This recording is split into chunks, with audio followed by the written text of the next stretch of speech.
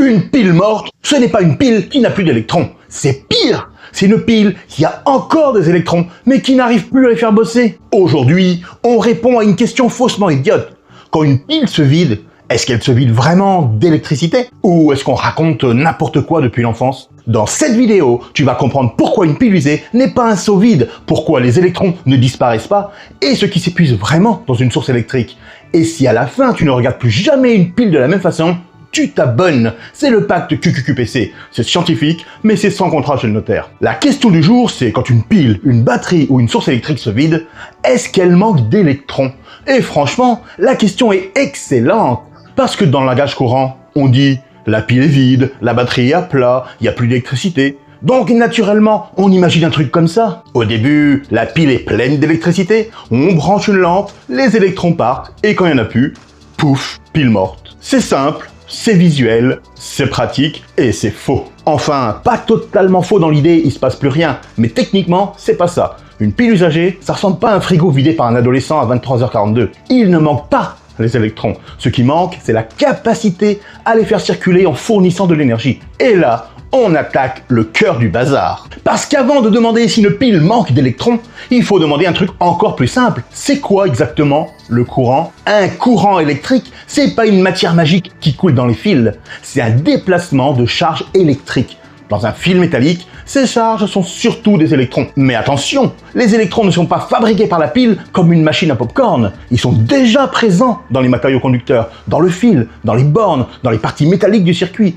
La pile ne crée pas des électrons à partir de rien. Elle met les charges en mouvement. Un peu comme une pompe ne crée pas l'eau. Elle pousse l'eau. Et ça, c'est important. Dans un circuit électrique simple, la pile joue un rôle de pousseuse. Elle crée une différence de potentiel entre les deux bornes. En langage de tous les jours, elle crée une sorte de pression électrique. Cette pression pousse les charges à circuler dans le circuit. La tension, en volts, c'est cette capacité à pousser les charges. Plus précisément, c'est de l'énergie disponible par quantité de charge. Mais pour ne pas transformer cette vidéo en punition de lycée, retiens l'image simple.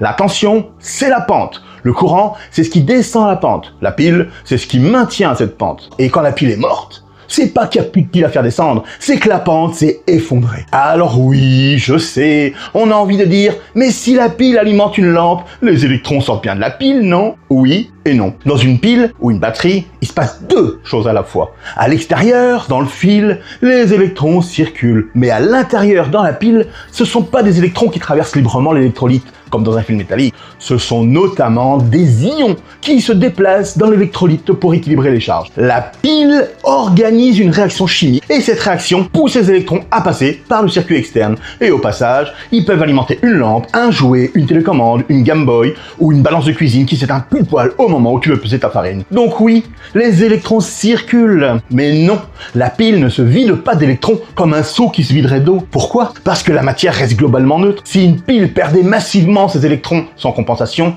elle deviendrait très chargée électriquement. Et là, ça serait plus une pile, ça serait un objet très énervé qui attirerait des problèmes. Dans un circuit normal, les charges circulent, elles ne disparaissent pas. L'électricité, c'est pas une substance consommée. Ce qui est consommé, c'est l'énergie chimique disponible dans la pile. Donc la vraie question, c'est pas combien reste-t-il d'électrons? La vraie question, c'est est-ce que la chimie interne peut encore pousser les charges? Une pile contient des matériaux chimiques. Quand elle fonctionne, ces matériaux réagissent. Cette réaction permet de maintenir une différence de potentiel entre les deux bornes. C'est cette différence de potentiel qui donne une tension. Et cette tension permet de fournir de l'énergie au circuit. Quand la pile s'use, les réactifs chimiques évoluent. La réaction devient moins capable de maintenir la tension. La résistance interne peut aussi devenir plus gênante. Résultat, sous charge, la tension chute et l'appareil ne reçoit plus assez d'énergie utile.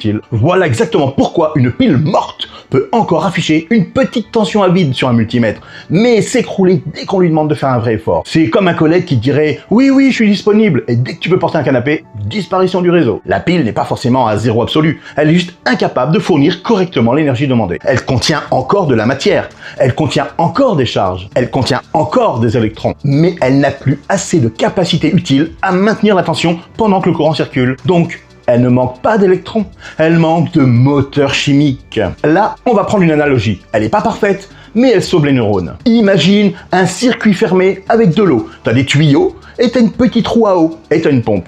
La pompe fait circuler l'eau, l'eau passe dans la roue et la roue tourne. On récupère un travail. Dans cette analogie, l'eau, c'est un peu les charges électriques. Le débit d'eau, c'est un peu le courant. La pression créée par la pompe, c'est un peu la tension. Et la pompe, c'est la source d'énergie. Quand la pompe s'arrête, l'eau est encore là. Le tuyau n'est pas vide. La roue n'est pas en train de se dire « Désolé, il n'y a plus de molécules d'eau dans l'univers. » Non, il y a encore de l'eau, mais il n'y a plus de pression pour la faire circuler utilement. Pour une pile, c'est pareil. Il y a encore des charges, mais la source n'arrive plus à maintenir la pression électrique. Les électrons ne se comportent pas exactement comme de l'eau dans un tuyau. Et dans un circuit électrique, le signal d'énergie se met en place très vite dans tout le circuit, même si les électrons eux-mêmes ne traversent pas tout le câble à la vitesse de la lumière. Mais pour comprendre la pile, l'idée principale tient. La source ne fournit pas les électrons comme une citerne, elle fournit de l'énergie pour mettre des charges en mouvement. On peut aussi imaginer une pente. Les billes sont sur une piste, s'il y a une pente, les billes roulent. Et s'il n'y a plus de pente, elles restent là. La pile, c'est ce qui crée la pente électrique. Une pile neuve, c'est une belle pente. Les charges ont une raison de circuler. Une pile usée, c'est une pente presque plate. Les charges existent toujours, elles sont encore là, mais elles n'ont plus assez de motivation énergétique. Et comme les électrons ne sont pas syndiqués officiellement, on va appeler ça une tension trop faible. C'est pour ça qu'un appareil peut s'éteindre alors que la pile n'est pas vide au sens physique. L'appareil a besoin d'une certaine tension minimale. En dessous, il fonctionne plus correctement. C'est comme une voiture. Si le carburant est mauvais ou si le moteur ne pousse plus, c'est pas parce que les roues ont disparu, c'est parce que l'énergie utile n'arrive plus comme il faut. Et maintenant, le piège classique. D'accord pour une pile jetable, mais une batterie rechargeable alors? Une batterie rechargeable fonctionne aussi avec des réactions chimiques. Mais l'intérêt, c'est qu'on peut forcer une partie du processus à repartir dans l'autre sens en lui fournissant de l'énergie depuis l'extérieur. Quand on utilise la batterie, elle se décharge, elle convertit de l'énergie chimique en énergie électrique, et quand on la recharge, on fournit de l'énergie électrique pour restaurer un état chimique plus chargé. Donc, recharger une batterie, c'est pas remettre des électrons dans une boîte vide comme on remplirait un distributeur de bonbons, c'est remettre le système chimique dans un état où il pourra de nouveau maintenir une tension et fournir de l'énergie. Et c'est aussi pour ça qu'une batterie vieillit. Avec les cycles, tout ne revient pas parfaitement comme avant. Certains changements chimiques ou physiques deviennent moins réversibles, la capacité baisse, la résistance interne augmente, et au bout d'un moment, même chargée, la batterie tient moins bien. C'est le principe du vieux téléphone qui passe de 42% à « Adieu monde cruel » en 3 minutes. Il n'a pas perdu les électrons de la planète, il a perdu sa capacité utile à stocker et à restituer l'énergie. Et maintenant, la prise murale. Parce que là, on entend déjà quelqu'un au fond là. Mais ma prise, elle se vide jamais, elle. La prise secteur n'est pas une réserve locale d'électrons, elle est reliée à un réseau. Ce réseau est alimenté par des générateurs, des centrales, des barrages, des éoliennes, du solaire, bref, des sources qui convertissent d'autres formes d'énergie en énergie électrique. Dans un alternateur, par exemple, un mouvement mécanique et un champ magnétique permettent de produire une tension alternative. Donc, quand tu branches un appareil au secteur, tu ne vides pas un immense sac d'électrons qui serait caché derrière la prise. Tu utilises une énergie fournie en continu par le réseau. Les charges dans les conducteurs oscillent en courant alternatif. L'énergie est transformée depuis les générateurs vers les appareils. Et là encore, ce qui compte, c'est pas de consommer des électrons, c'est de transférer de l'énergie grâce au mouvement des charges et au champ électrique. Et là, petite prudence QQQPC. On parle ici juste pour comprendre. On ne démonte pas une prise pour aller voir les électrons. Ils sont timides. Et surtout, le secteur peut tuer. On peut résumer les sources électriques comme ça.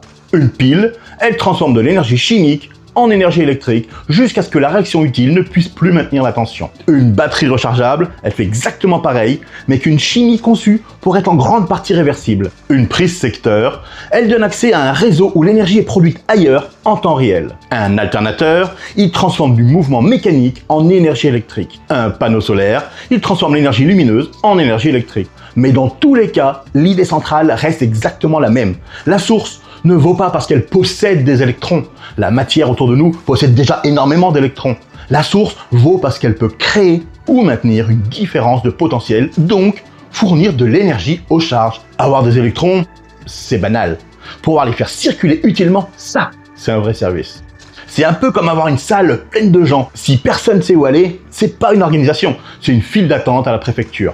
La tension, c'est ce qui donne une direction. L'énergie, c'est ce qui permet d'obtenir un effet utile. Et le courant, c'est les mouvements des charges dans le circuit. Parce que dans la vie quotidienne, ça marche. Quand la télécommande ne répond plus, personne ne dit « Cette source électrochimique ne maintient plus une différence de potentiel suffisante sous charge pour assumer le fonctionnement nominal de mon appareil. » Non, on dit « Il n'y a plus de pile. » Et c'est très bien. Le langage courant sert à vivre. pas à faire fuir les invités. Mais techniquement, il n'y a plus d'électricité, c'est imprécis. Il y a encore des charges, il y a encore de la matière, il y a encore des électrons. Ce qui n'est plus disponible, c'est l'énergie utile dans les bonnes conditions. La pile ne se vide pas comme un seau, elle s'épuise comme une pompe qui ne tient plus la pression. Ou comme une pente qui devient trop plate. Ou comme moi, après avoir expliqué électron sans dire flux quantique relativiste pour impressionner personne. Donc, une source d'électricité peut-elle s'épuiser en électrons? Non, pas au sens où une pile deviendrait vide d'électrons. Quand une pile ou une batterie se vide, ce qui s'épuise, c'est pas les électrons, c'est sa capacité à maintenir une tension et à fournir de l'énergie utile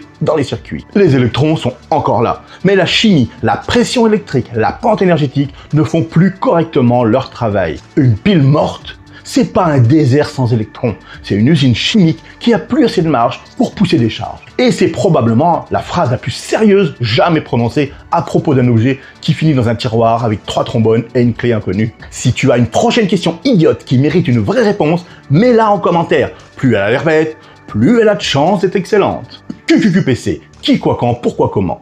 On part d'une question idiote et on finit moins bête. QQQPC, qui, quand, quoi, pourquoi, comment.